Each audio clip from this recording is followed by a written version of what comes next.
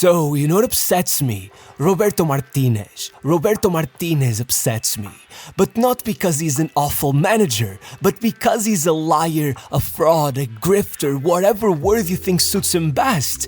It would be one thing to waste 2 golden generations, go home and cry because you tried your hardest and failed.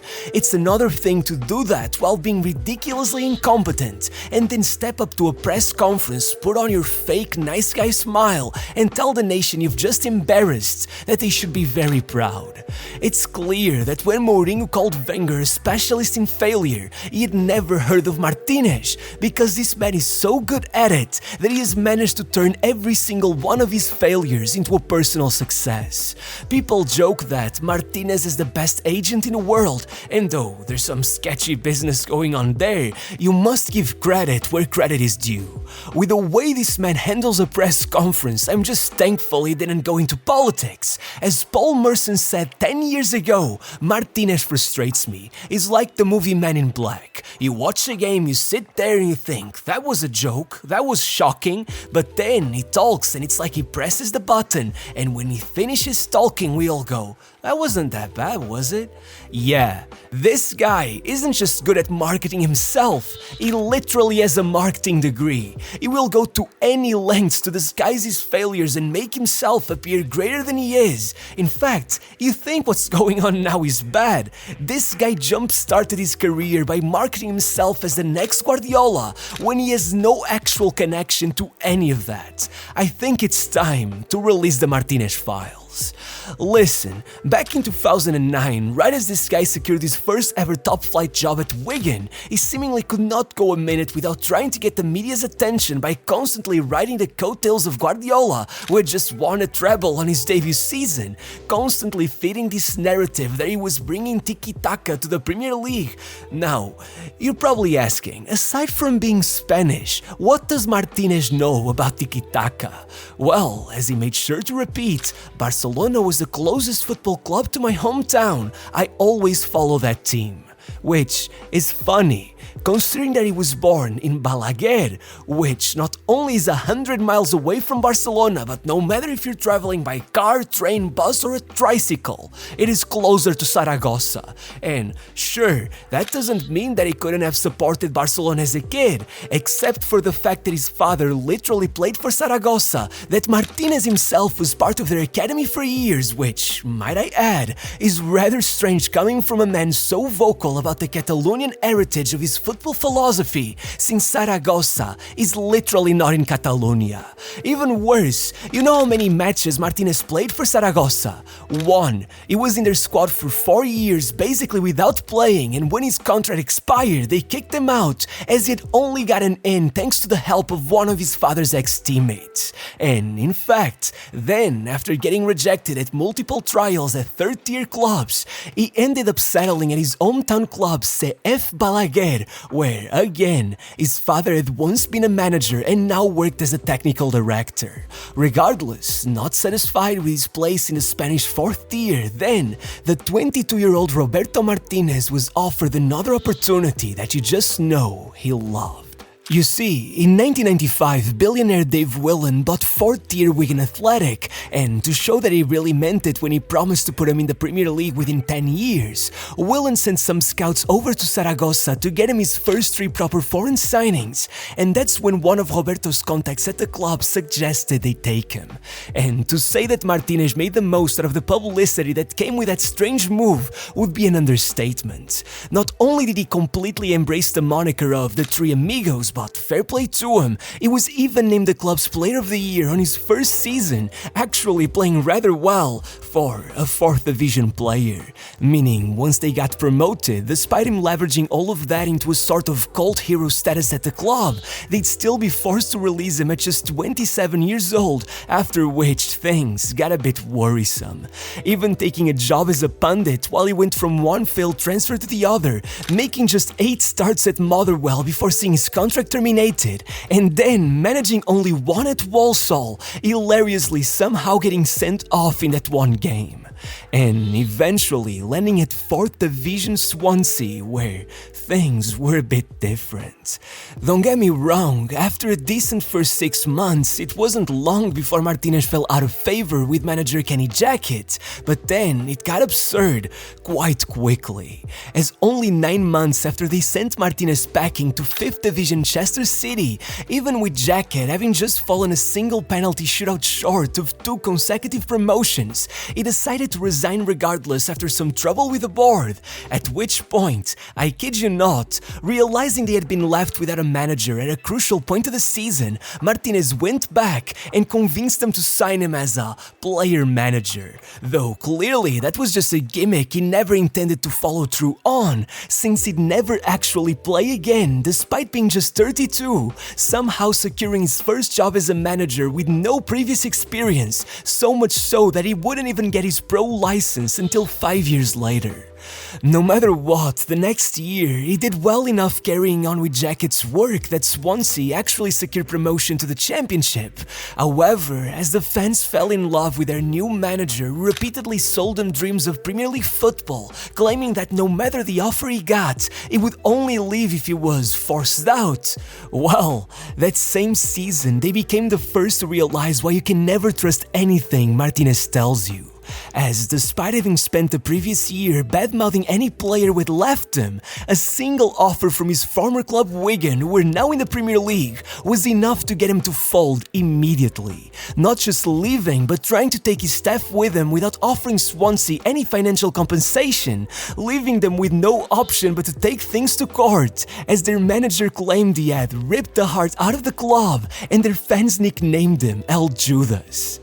Now, at Wigan, Roberto inherited a team that had just finished 11th, 8 points off of the European competitions, and within 12 matches, he had led them to their worst ever defeat, 9-1 to Tottenham, eventually even running it back with another 8-0 defeat, closing the season within 6 points off of relegation, with the worst goal difference in the league.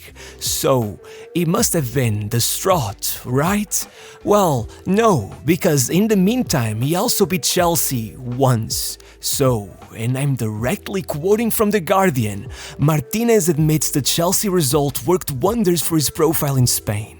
Suddenly, everyone wanted to talk to me. Nobody rings when you lose 5-0 to United, but beat Chelsea and you make the news. So, who cares, right?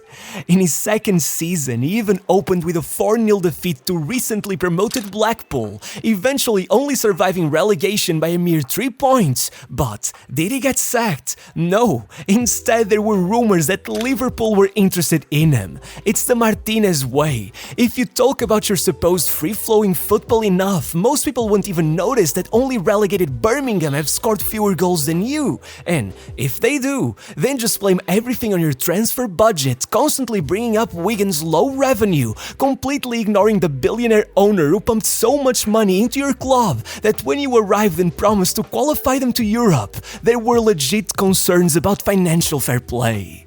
But still, nothing beats his 4th season. That was his masterpiece. Beating 3rd Division Bournemouth, 5th Division Macclesfield, Huddersfield and Millwall were about to go down to the 3rd tier, and well, Everton, on his way to an FA Cup final where he defeated a 10-man Manchester City who were already psychologically broken after news that Mancini would be sacked broke out before the game. Yeah, all of that just to finally get Wigan relegated a mere 3 days later, though he could not care less, as in no time Roberto was resigning and moving to Everton, which may have been his worst ever version.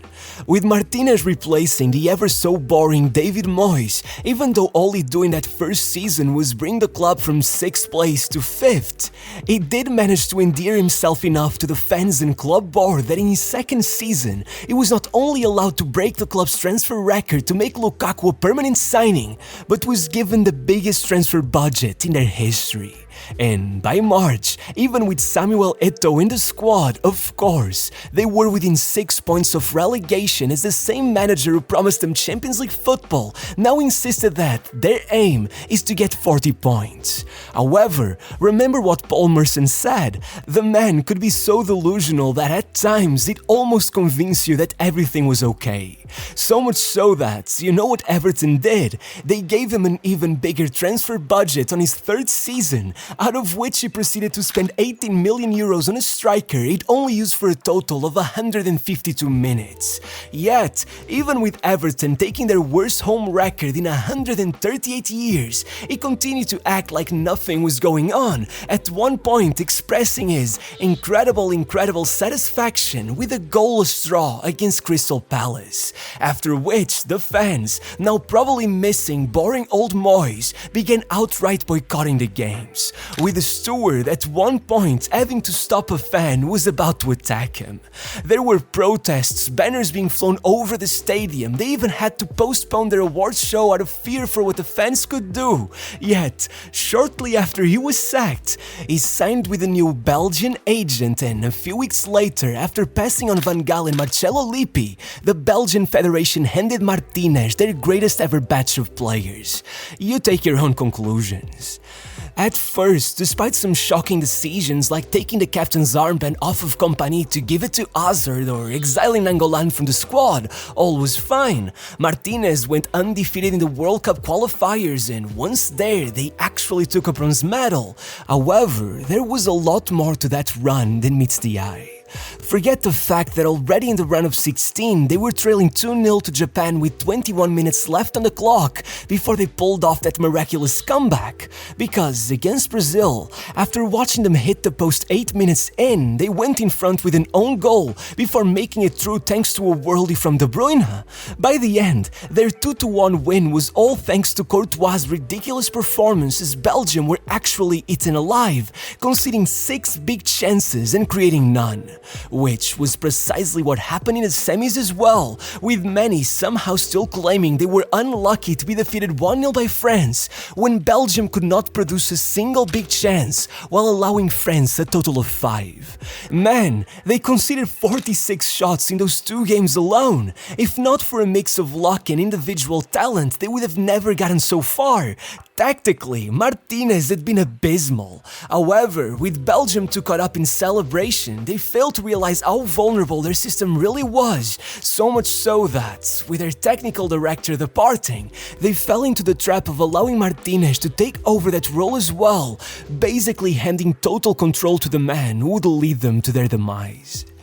After reaching the 2021 Euros as the #1 ranked team on the planet, thanks to yet another suspiciously spotless run in qualifying, already in the group stage they were allowing Denmark to take 21 shots to their mere 6, again only winning thanks to a De Bruyne masterclass, after which, despite making it past Portugal following an even worse performance, they were out in the quarters, and soon, after yet another undefeated qualifying campaign, midway through which Martinez still lost to both France and Italy in the Nations League before adding a 4-1 defeat to the Netherlands, Belgium's heaviest home defeat in 14 years, basically losing every single time he faced any half-decent team. Well, then he went into the 2022 World Cup, desperately trying to hold on to whatever was left of that golden generation, presenting a team that even De Bruyne himself admitted was too old to win anything. And he was right. They couldn't even make it out the group stage, and in the one match they did win, Canada was allowed 22 shots, racking up almost 3 expected goals, while they couldn't even get one. However, as Martinez insisted that there were no regrets, and that they could leave with their heads held high, nothing could be done against him as he was already out the door by his own accord, claiming he had decided to leave before the tournament even started. Yet, no matter if he had Nainggolan publicly exposing him, saying that he is not a football expert, he's an awful coach, his only tactic was pass to Hazard, pass to De Bruyne, pass to Lukaku. As always, not even a month later, he was being announced as Portugal's new manager. Now, even though from the very start the reaction to his appointment was complete shock, then guess what? Martinez led Portugal through an undefeated qualifying campaign, giving everyone a false sense of confidence going into the Euros, where it only managed to beat Czechia in injury time, then losing 2-0 to Georgia, miraculously making it past Slovenia thanks to an all-timer performance by Diogo Costa, just like he used to do with Courtois, and finally collapsing in the quarters without scoring a a single goal across the whole knockout stage. In great part due to Martinez's decision to force Bruno Fernandes far too close to the wing instead of keeping him in the half spaces where he was the most creative, completely nullifying him even though he had been Portugal's top performer ever since the 2022 World Cup. However, even with a new president taking over the Portuguese Federation and eventually admitting he was considering the dismissal of Martinez, a possibility that had become very popular among the fans, well, then he went into the Nations League, pulled a classic Martinez tactical performance by conceding over 3 expected goals to Denmark, only holding on to any chance of a comeback thanks to Diogo Costa, and eventually being saved in the second leg by Trincão, the same guy he still refuses to play to this day. Coming back a couple months later and making it past Germany in an actually decent game, before miraculously taking the title on penalties against Spain, in great part thanks to Nuno Mendes, who pulled off one of the greatest shifts by any left back ever, which was desperately needed, as despite having about 4 different right back options, Martinez decided to play João Neves in their place, insisting that he's used to playing there at club level, which is not only a lie, but turned out so poor, even he decided to sub him off at halftime. Regardless, with a trophy in the bag, it wasn't like the Federation was gonna interrupt the celebrations to sack him, and though soon many would realize that a drastic decision like that would have been for the best, it was too late. The World Cup was about to start and the whole country had no choice but to watch in shock as he released the call-up that included 4 goalkeepers and 4 right-backs, between so many other strange picks that it almost seemed like a joke. Eventually, going into the final preparation matches while seemingly being yet to figure out his ideal starting 11, constantly tinkering with the squad but still choking Bruno out on the wing, pulling Vitinha so deep that he completely castrated his creative side to the point that you'd barely recognize him, in the end detaching Ronaldo from the squad completely, leaving him lost behind the center backs without anyone to play off of. And that was before he went against all common sense and decided to only travel to the US 5 days before the opening match, arguing that they didn't need to adapt to the climate since they had already played there in March. I wish I was joking, but I'm not. And so, once the tournament started, Portugal deployed what looked like a circular formation against Congo, racking up 783 passes with only 1 shot on target and settling for a draw.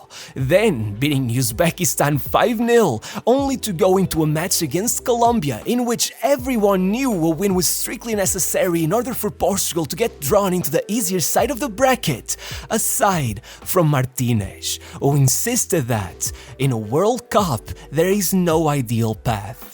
Once again tinkering with the squad and leaving some major players out of the starting 11, though he'd absurdly still insist on playing Nuno Mendes, whose fitness was already in question, ultimately putting up our worst display in the whole tournament, only for Martinez to come out and insist that we should be proud and that the second World Cup starts now.